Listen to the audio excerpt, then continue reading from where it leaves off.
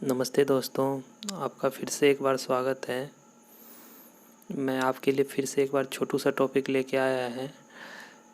जब आप मान लो नए नए इंजीनियर और साइट पे आप गए हो काम करवाने के लिए, तो आपको वहाँ पर कुछ रजिस्टर मेंटेन करना पड़ता है। तो उसी कौन कौन से रजिस्टर जनरली मेंटेन करने पड़ते हैं, हमें बनाने पड़ते हैं एज ए साइट इंजीनियर, उसके बारे में हम आज थोड़ी बातचीत करेंगे। तो चलिए स्टार्ट करते हैं। जो सबसे पहला जो हमारा रजिस्टर बनता है या बोलिए रिकॉर्ड जो तैयार होता है, वो सबसे पहला डिज़ाइन एंड ड्राइंग का रिकॉर्ड तैयार होगा। हमारा डिज़ाइन एंड ड्राइंग का रिकॉर्ड तैयार होगा। Site order book, hindrance register, cement consumption register, steel consumption register, और जो ऑनगोइंग प्रोजेक्ट होगा उसमें जो टेस्ट होंगे उसका सारा का सारा रिकॉर्ड मेंटेन होगा, कौन कौन सा टेस्ट कब कब किया। और जो उसके बाद जो होता है, उसके बाद होता है daily progress report, agreement and work order record, billing, man power attendance measurement. चलिए एक एक करके समझते हैं इसका। ये साइट ऑर्डर बुक होता है, ये क्या होता है? साइट ऑर्डर बुक जो हम मेंटेन करते हैं, प्रॉपर्ली एक फॉर्मेट होता है, और जो भी आप रजिस्टर कर साइट पे एंट्री होती है, जैसे साइट ऑर्डर बुक जिसको बनाओगे आप, हायर अथॉरिटी से वो अप्रूव होगा। उसमें पेज नंबर लिखे रहेंगे कि इतना इतना पेज नंबर है, this is satisfied this register content इतना इतना इतना पेज नंबर, इतना तो इतना पेज नंबर, इस तरह से कुछ लिखा रहेगा। नीचे हायर अथॉरिटी का आपका साइन रहेगा। और इसका फॉर्मेट मैं दूंगा बाद में, नेक्स्ट वीडियो में मैं कभी दूंगा। एक एक रजिस्टर का अलग अलग वीडियो बना के कैसे भरते हैं, कैसे उसको मेंटेन करते हैं, ये सारा कुछ। तो site order book generally use क्यों होता है?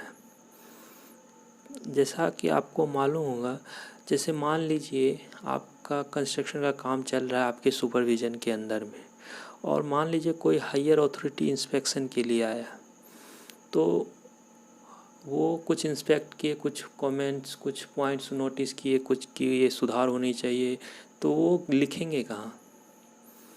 तो एज पर साइट पे जब उसने नोटिस किया तो साइट पे लिखेंगे। तो उन्हीं का जो कमेंट्स होता है, जो उनका पॉइंट्स होता है, उनको नोट डाउन करने के लिए एक प्रॉपर फॉर्मेटिंग में एक रजिस्टर तैयार होती है, जिसको हम साइट ऑर्डर बुक कहते हैं। ऐसा नहीं है कि सिर्फ हायर ऑफिशियल भी ही लिखेंगे, आप भी लिखोगे, और भी कोई भी जिनको भी जो भी एज ए विजिटर के रूप में जो एक ऑथोरिटी का पर्सन होगा उस साइट का, जो भी आएगा वो उस पर अपना कमेंट्स लिखेंगे। और उसके लिखने के बाद क्या होगा, उसका जो रेस्पॉन्सिबल ऑथराइज पर्सन होगा, उनका जवाब लिख के अपना उसी रजिस्टर में नेक्स्ट कॉलम में रहता है, लिखते हैं। ये मैं दूंगा आपको फॉर्मेट वीडियो के थ्रू, तो बाद में देखेंगे। अभी समझ लो लाइटली मैं इसके बारे में क्या समझाना चाहता हूँ। तो वो वहाँ पे लिखेंगे, हाँ रेक्टिफाइड कर लिया फलाना चीज़ आपने क्या, जैसे प्लास्टर में त्रुटि थी, वहाँ पे प्लास्टर क्रैक था, या फिर क्यूरिंग नहीं हो पा रहा तो लिख दिया कि नहीं क्यूरिंग सुधार ली गई है। कुछ भी एज ब्रिक वर्क में, जैसे कुछ कोई भी चीज़ मान लो कि सोलिंग अच्छी से नहीं है, उस पर कंपेक्शन अच्छा से नहीं किया गया तो कंपेक्शन कर लिया गया। ऐसे ऐसे बहुत सारे पॉइंट्स हैं जो भी उनको ऑब्जर्व हो करेगा कि ये ऐसा ऐसा कुछ गड़बड़ी है साइट पे, तो वो उस पर नोट करते हैं। तो इसी के लिए हम साइट ऑर्डर बुक मेंटेन करते हैं। दूसरा जो एक मेन रजिस्टर होता है वो होता है हिंड्रेंस रजिस्टर। अभी हिंड्रेंस रजिस्टर क्या है? हिंड्रेंस रजिस्टर एक प्रॉपर फॉर्मेटिंग इसकी भी होती है, इसमें भी वही पेजिंग वगैरह करके साइन वगैरह किया जाता है, सर्टिफाई किया जाता है कि ये रजिस्टर है। ये मेनली यूज होता है जब मान लीजिए आपका कोई प्रोजेक्ट 6 महीने के ड्यूरेशन के लिए प्रोवाइड किया गया, 6 महीने का कॉन्ट्रैक्ट है कि इसके 6 महीने के अंदर बना के देना है प्रोजेक्ट। मान लीजिए कुछ ऐसी गड़बड़ियाँ हो गई साइट पे जिसके कारण आपको 6 महीने में नहीं पूरा हो कर पाए आपने प्रोजेक्ट को, तो क्या करोगे? इसके लिए ईओटी अप्लाई करोगे, एक्सटेंशन ऑफ टाइम के लिए अप्लाई करोगे। जब आप एक्सटेंशन ऑफ टाइम के लिए अप्लाई करोगे तब ये रजिस्टर आपको सुपेरियर को दिखाना पड़ेगा। इसमें क्या करते हैं ना, जैसे कोई भी फ्लडिंग आ गया, हाईली रेन है, जैसे आज मान लीजिए फ्लड हो गया बहुत जोरों का, तो फ्लड मान लीजिए इस महीने में आ गया जिसके कारण काम हिंड्रेंस हो गया, तो आप लिखोगे इस इतना से इतना दिन तक, 1 महीने तक फ्लड के कारण गया, फिर मान लीजिए कुछ स्ट्राइक हो गई तो आप लिखोगे 10 दिन स्ट्राइक था जिसके कारण काम हैम्पर हुआ, तो इसका 10 दिन का और यूटी चाहिए, एक्सटेंशन ऑफ टाइम चाहिए मुझे। तीसरी बात हो गई, मान लीजिए कोई ब्लॉकेज हो गया, मान लीजिए आप हिली एरिया में काम कर रहे हो और स्लाइडिंग हो गई, 5 दिन के लिए रास्ता बंद हो गया, तो आपका मटेरियल आएगा नहीं। तो आप दिखा सकते हो कि 5 दिन हमारा मटेरियल साइट पे समय पे नहीं पहुंचने के कारण 5 दिन हो, तो 5 दिन और एक्स्ट्रा आपको मिल जाएंगे। मैनी बहुत सारे चीज़ है, फिनोमिनन है, जैसे लेबर स्ट्राइक कर दिया या फिर अर्थक्वेक आ गया, या मान लीजिए आपको साइट हैंडिंग टैगिंग देने में आपका जो अथोराइज पर्सन है उसको देरी होगी, या मान लीजिए डिज़ाइन एंड ड्राइंग आपको नहीं मिला जिसके कारण आप 1 महीना काम स्टार्ट नहीं कर पाए, तो ये सब डिले पार्ट में आएगा और इसके लिए आपको टाइम ऑफ एक्सटेंशन मिलेगा। तो इसके लिए जब ये यूटी अप्लाई करते हैं तो हिंडरेंस रजिस्टर काफ़ी महत्वपूर्ण हो जाता है। फिर जैसे सीमेंट कंजन, जैसे आप कोई बिल्डिंग बना रहे हैं तो उसमें कितना सीमेंट आ रहा है जा रहा है, कौन सा कंपनी का है, क्या है नहीं है, कब आया, ये सारा कुछ, और कितना कास्टिंग में लग रहा है, ये सारा कुछ मेंटेन होता है सीमेंट कंजप्शन। मतलब जैसे जैसे मान लीजिए 100 बैग आया आपके पास आज सीमेंट, फिर कल आपकी मान लीजिए कॉलम कास्टिंग है या फुटिंग कास्टिंग है, तो पर डे के हिसाब से उस 100 बैग में कितना कितना पर डे के हिसाब से कंजम्पशन करेंगे, और एक कॉलम होगा कि कितना सीमेंट हमारे पास बैलेंस बच रहा है, और पूरा प्रॉपर डेट, और इसमें पर्ची लगाई जाती है जो आपका लाया जाता है कॉन्ट्रैक्टर के थ्रू।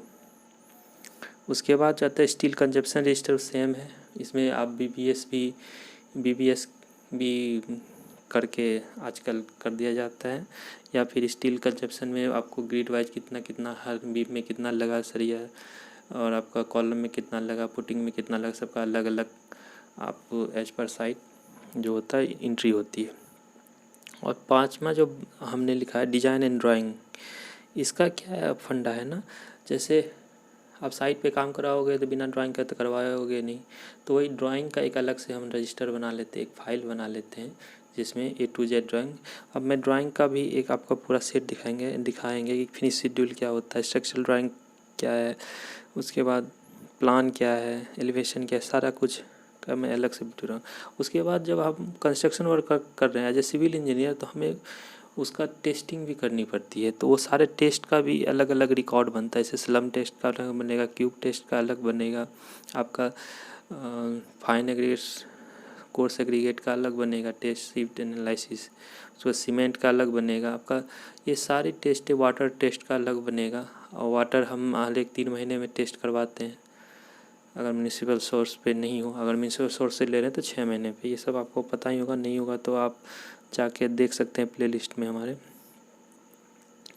और जो ये टेस्ट हो गया, उसके बाद जो नेक्स्ट आता है हमारा रजिस्टर, डेली प्रोग्रेस रजिस्टर। इसमें क्या होता है ना, डेली प्रोग्रेस में हम पर डे क्या क्या काम करवा रहे हैं इसका भी एक रजिस्टर मेंटेन करते हैं, साथ ही साथ इसी में हमारा बार चार्ट वगैरह जो भी होता है वो सारा कुछ हम इंटर कर देते हैं इसी में। बार चार्ट हो गया, कुछ भी जिस तरह गंट चार्ट वगैरह भी इसी के साथ ही हम रख लिया करते हैं। फिर ये 2 चीज़ देख रहे होंगे, एग्रीमेंट एंड बिल। अगर जैसे आपने मान लिया आपने फुटिंग किया उसी बिल्डिंग का, तो आपको अपना काम को प्रोग्रेस करने के लिए कुछ बिल चाहिए होता होगा, फुटिंग और प्लिंथ बीम कंप्लीट किया तो उसी लिए, और उससे पहले हम जान लेते हैं एग्रीमेंट कौन, कुछ किसी को आपने कॉन्ट्रैक्ट दिया तो उससे एक एग्रीमेंट किया, और उस एग्रीमेंट एवज में काम करने के लिए एक वर्क ऑर्डर आपने उसको इशू किया।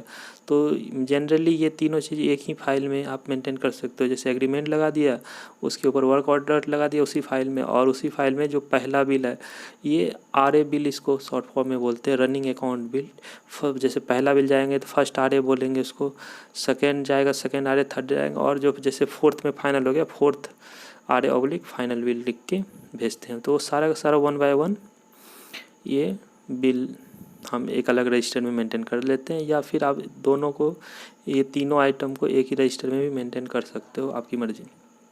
फिर मैंने लिख दिया मैन पावर अटेंडेंस रिकॉर्ड। जैसे देखो मैंने यहाँ मोटा मोटी लिखा हूँ, जैसे लेबर रजिस्टर होता है, टेक्निकल स्टाफ रजिस्टर, इसको मिला के मैंने एक नया नाम दे दिया मैन पावर अटेंडेंस रिकॉर्ड। यही है लेबर रिकॉर्ड जो आप करते हो, और जो टेक्निकल स्टाफ वगैरह जो वहाँ पे आपके साइट पे काम कर रहा है उसको, उसके एवज में ये सारा कुछ एक होता है जो मेजरमेंट बुक, गवर्नमेंट वगैरह का जो आप काम करते हो तो उसमें ये बहुत नेसेसरी होता है, मेजरमेंट बुक एंट्री। जैसे आप बिलिंग करते हो, बिल दिया आपने, बिल का सारा रिकॉर्ड मेजरमेंट बुक में। मेजरमेंट बुक के लिए मैं अलग से वीडियो लेके आऊँगा। मेजरमेंट बुक क्या होता है, इसमें जितना भी आपका काम हो रहा है उसमें वर्क का नाम वगैरह एंट्री होता है, फिर उसकी मेजरमेंट एंट्री होती है, फिर उसका एब्स्ट्रैक्ट एंट्री होता है, जिसमें एब्स्ट्रैक्ट में कॉस्ट के अनुसार से एनालिसिस की जाती है, वो पूरा रेट लिया जाता है, उसका टोटल किया जाता है, फिर उसमें कुछ डिटेक्शन होती है, जैसे लेबर सेस हो गया, जीएसटी वगैरह हो गया, ये सब डिटेक्ट किया जाता है। तो आज के लिए बस इतना ही। उम्मीद करता हूँ ये वीडियो आपके लिए हेल्पफुल होगा। अगर आपको ज़रा सा भी हेल्पफुल लगे तो आप सब्सक्राइब करें, लाइक करें और शेयर करें। धन्यवाद।